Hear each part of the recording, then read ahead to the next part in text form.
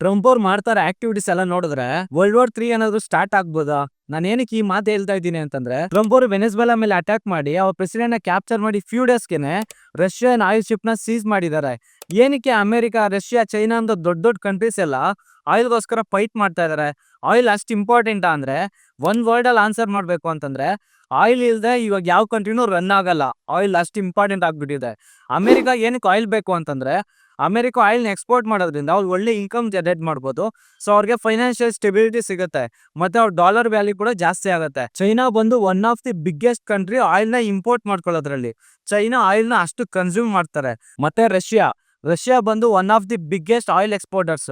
ಅವ್ರು ಬರೋ ಇನ್ಕಮ್ ಅಲ್ಲಿ ಮೇಜರ್ ಇನ್ಕಮ್ ಆಯಿಲ್ ಎಕ್ಸ್ಪೋರ್ಟ್ ಮಾಡೋದ್ರಿಂದ ಬರುತ್ತೆ. ಇನ್ನು ಫ್ಯೂಚರ್ ಅಲ್ಲಿ ಯಾವ್ಯಾವ ಕಂಟ್ರಿ ಆಯಿಲ್ಗೋಸ್ಕರ ಏನೇನ್ ಆಕ್ಷನ್ಸ್ ತಗೊಳ್ತಾರೆ ಅಂತ ಗೊತ್ತಿಲ್ಲ. ಇದೇ ತರ ಇಂಟರ್ನ್ಯಾಷನಲ್ ಲೆವೆಲ್ ಅಲ್ಲಿ ಏನೇನ್ ಆಕ್ಟಿವಿಟೀಸ್ ನಡೀತಿದೆ ಮತ್ತೆ ಸ್ಟಾಕ್ ಮಾರ್ಕೆಟ್ ಬಗ್ಗೆ ಕಲಿಬೇಕು ಅಂತಂದ್ರೆ ತಪ್ಪದೆ ನಮ್ಮ ಪೇಜ್ ನ ಫಾಲೋ ಮಾಡಿ.